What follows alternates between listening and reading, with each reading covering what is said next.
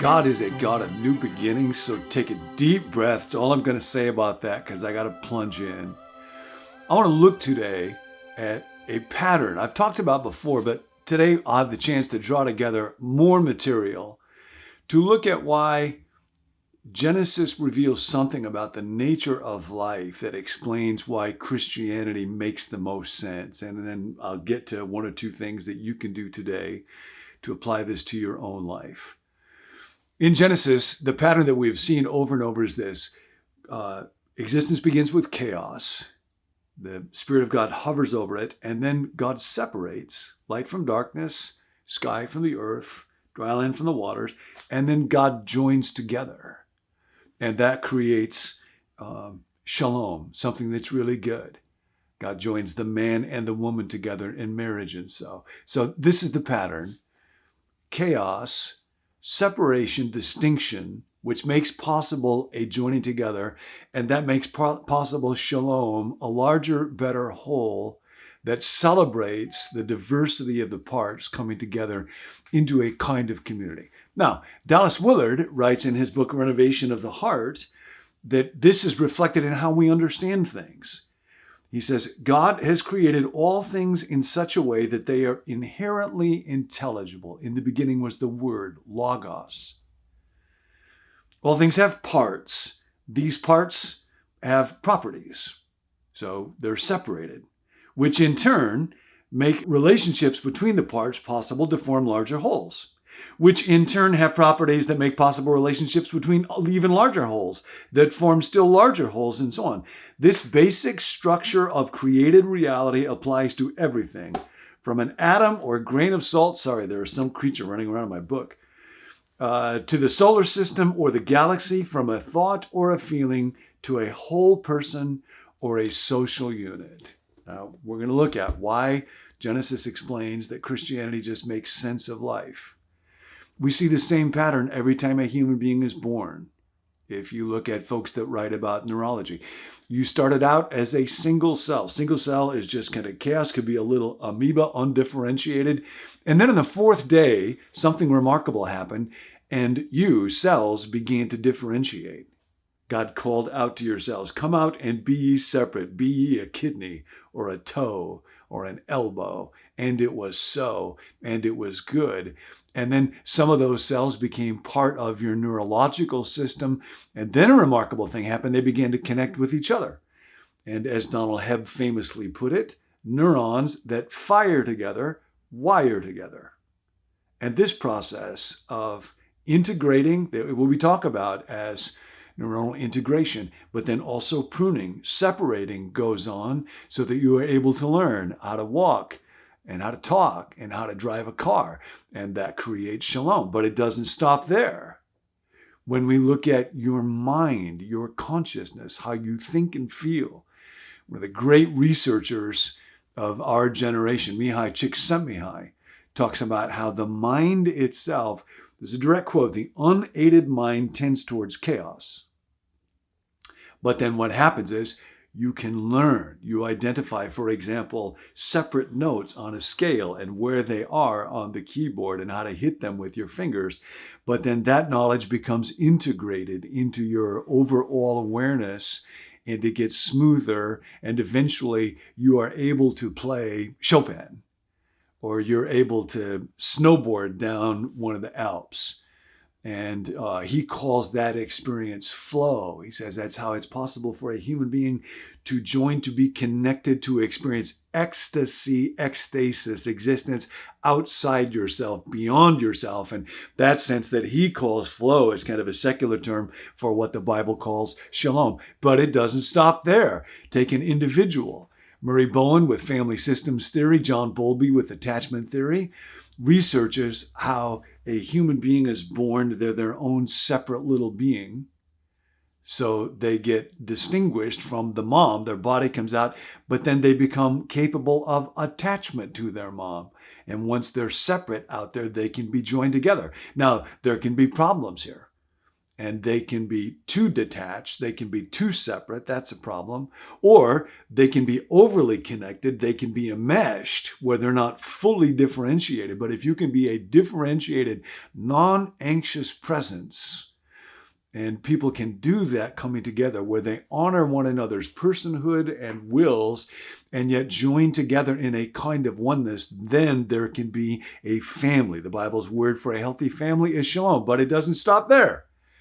Then those individuals, those nations can come together, families and individuals can come together and form larger wholes, cities and nations and so.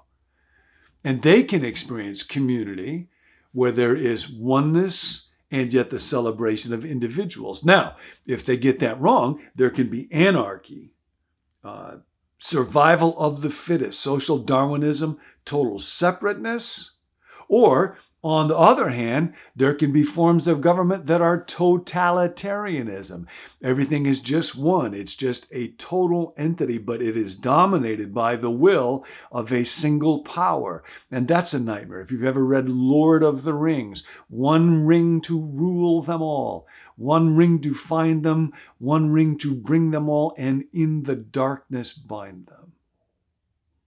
But if a society can get it right, then its motto might be something like E pluribus unum, from the many, one, a place where a community of people honors individuality and distinctness and difference, and yet people seek to submit their differences in order to enhance the whole.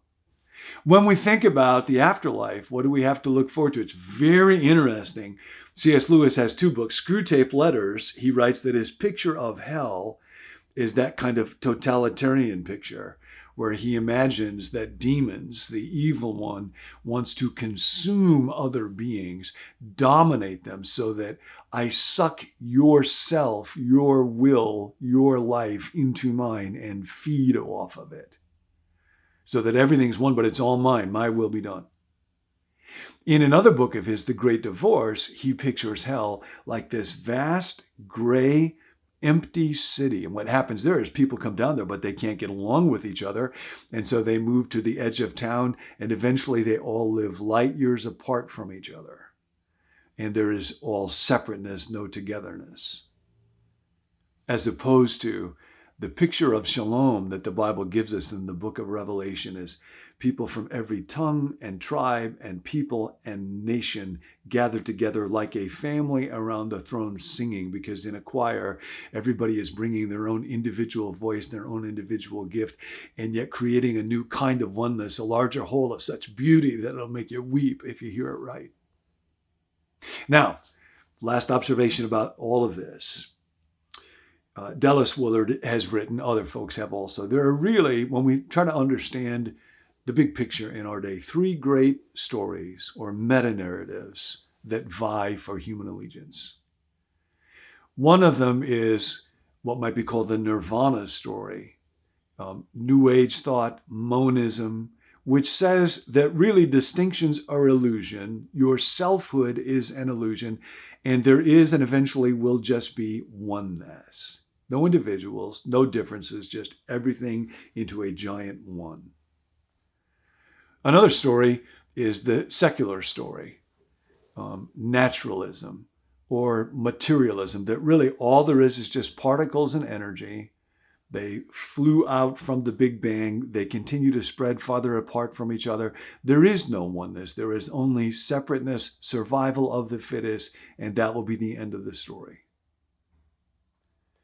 But Christianity teaches, beginning with Genesis, that it is not that way. That the foundation of reality is a God who exists Father, Son, and Spirit, to one to be three, and to three to be one. And out of that community of three persons and yet one God, he forms human beings, two, and yet the two are capable of becoming one. And over and over and over we see that there is separation. And yet, this separation makes possible a joining together.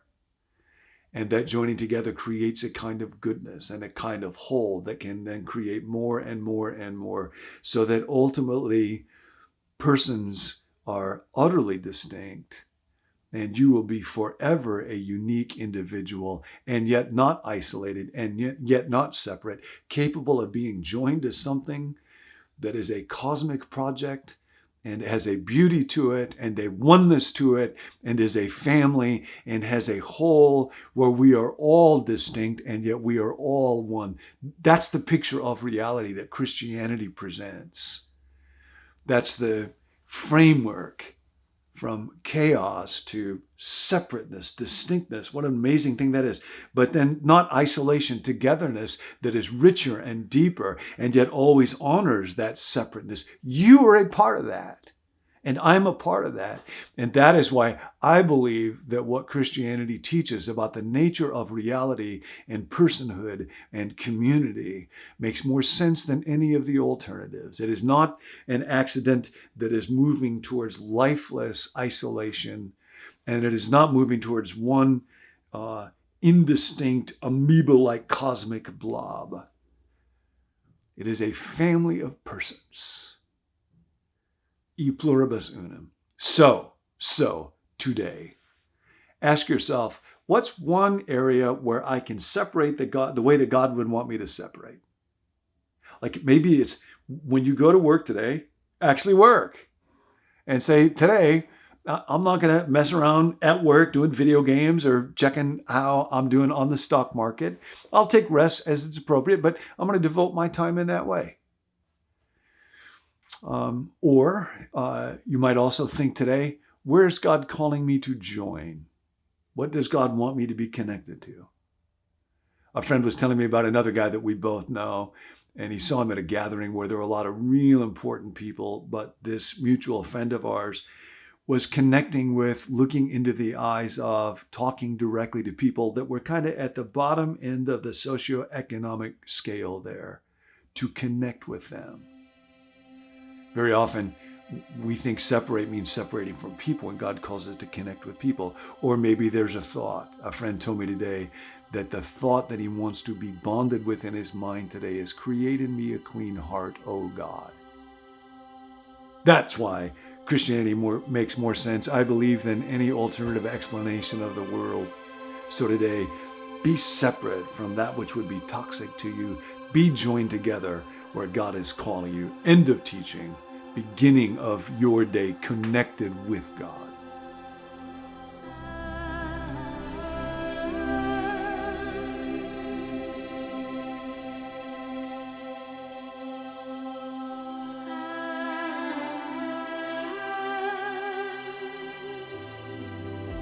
Thanks for joining us. My name is Tim. I'm a part of the team here at Become New.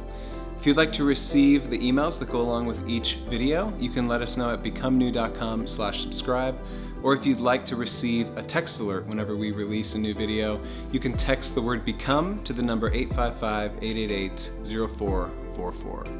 If you have a prayer request, please let us know. You can text that request to that same number, 855-888-0444. There's a group of us who meet every day to pray over those requests. So we look forward to hearing from you. Thanks for joining us. We'll see you next time.